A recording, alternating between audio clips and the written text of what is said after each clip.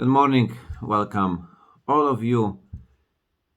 Tuesday, 12 week in ordinary time, we continue with the story of Abraham. Today we'll be looking at chapter 13. The title, Abram and Lot Separate. From Egypt, Abram returned to the Negev with his wife and all he possessed, and Lot with him. Abram was very rich in livestock, silver, and gold.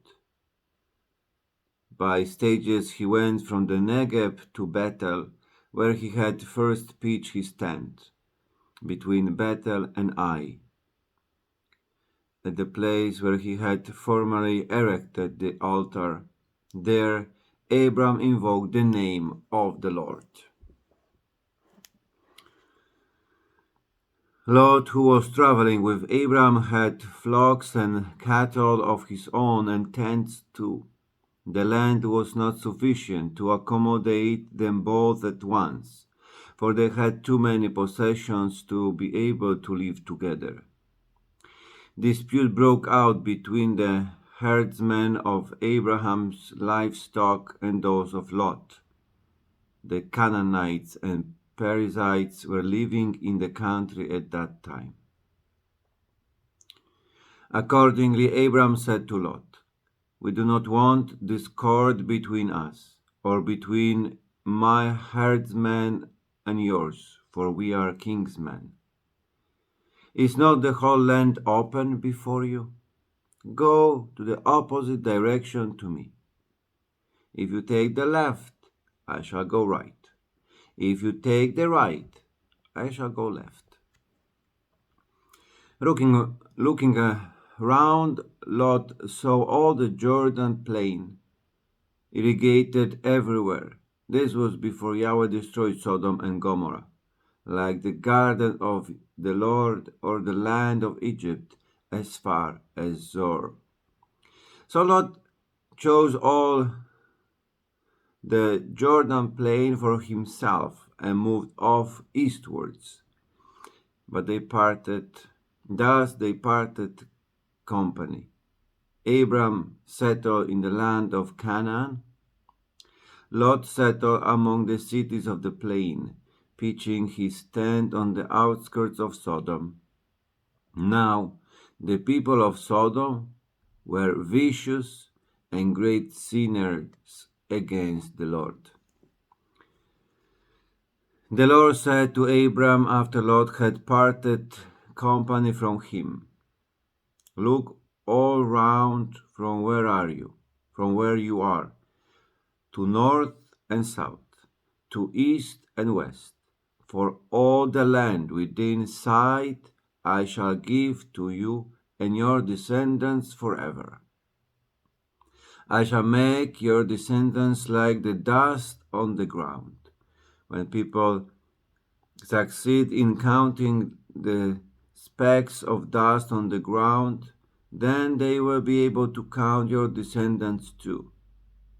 On your feet, travel the length and breadth of the country, for I mean to give it to you. So Abram moved his tent and went to settle at the oak of Mamre at Hebron, and there he built an altar to the Lord. The word of the Lord. Thanks be to God.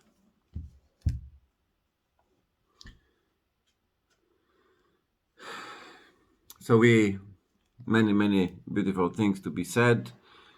We see God is confirming the promises. The last part here we have what we heard previously, to start the journey, not to settle in one place. The Lord said, "On your feet, travel." No, start this journey, continue this journey, and go travel the length and breadth of all the country, because I mean it to give it to you. So it's an invitation once again to travel, to go, to move. So it is this element of movement, this fulfillment of the promise is in movement. Then we see Abraham, of course, as a figure of faith. Here in the Bible, it is repeated that all the places he go, he will start the worship of the Lord, building the altar and invoking the name of the Lord. So it is also to see that this expression of his faith, of his beliefs, it is not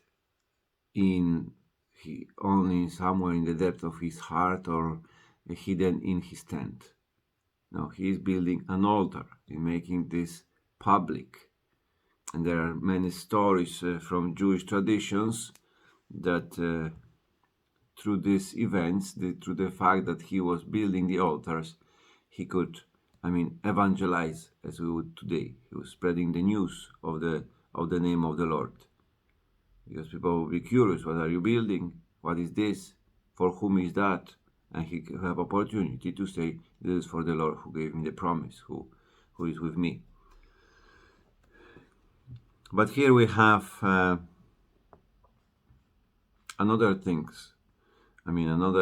element, because the Lord intend to have this promise for Abram, later on Abraham, but not for Lot. That was not intended. Abram took Lot with him, but that was Abram's idea. Abraham himself wanted this. It's not in the plan of the Lord. So we can see that many times when we don't obey the Lord fully, there are some consequences of our action, and this consequence of Abram's decision is that they become, Lot become, the source of conflict, or Lot or his shepherds. That there is a division, there is a discussion, there is dispute, there is they, in order not, and they say we are brothers, in order not to have something permanent, we have some difference in opinion here, in order not to fight, not to arrive to the point of war, or some not to cross the point beyond return. Let's separate. You go in one way, I will go the other way. In a sense, the Bible trying to show us, that this promise belonged to Abraham. But here, like in the sense, the Lord is already working to purify this call, to purify understanding of this promise. That, of course, all the nation will be blessed in this promise, through fulfillment of the promise to Abraham, but they are not the subject of the promise per se.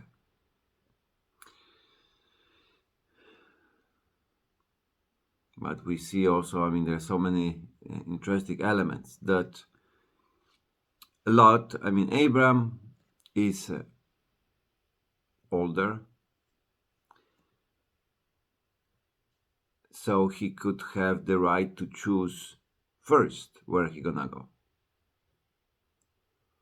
But we see Abram here is giving this choice to Lot, even though Lot is younger.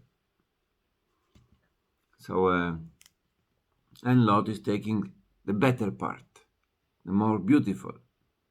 It is said that this beautiful land, what he can see with his eyes, is like the garden of the Lord, or reaches as Egypt.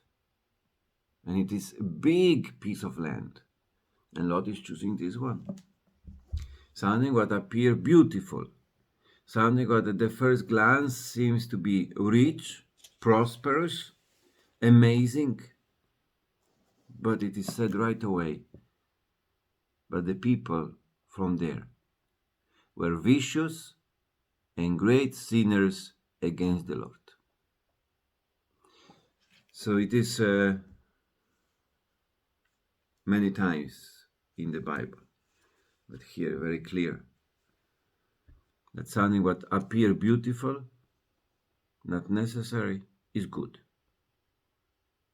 Many times today in the society, people think or confuse something what give pleasure with something what is good.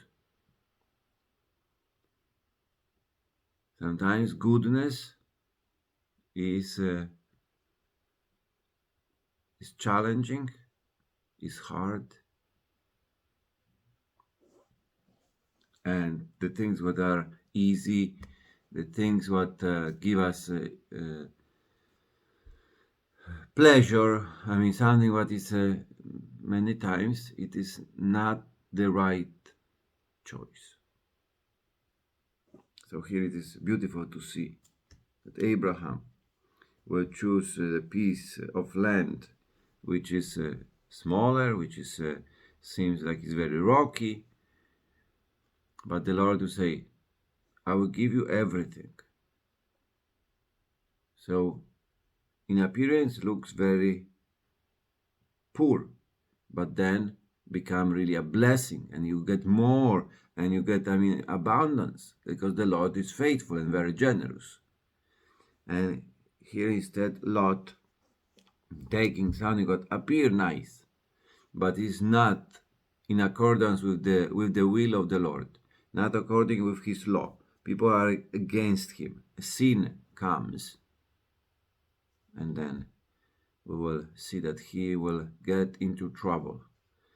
He will be really in bad situations.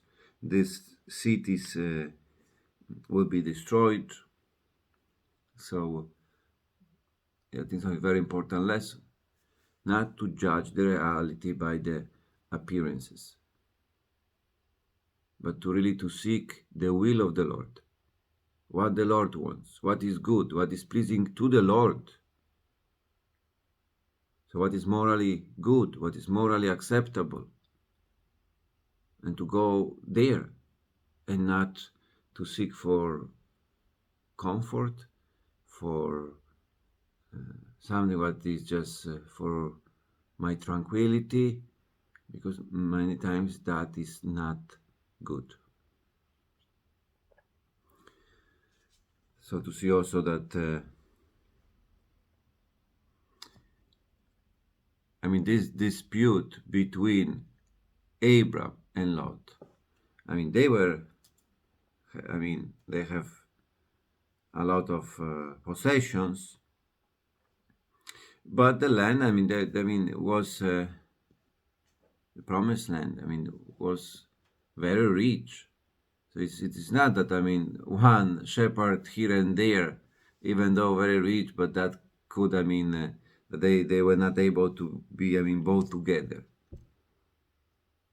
It is scriptures here, the Bible is also announced to us that the promised land, this piece of land, what was, a prefigure of heaven, is not able to bear with the conflict between brothers. That's very important as well. It's not about the money. It's about this brothers being united without conflict. That, in short, the chapter 13 of Book of Genesis. Have a great day. God bless.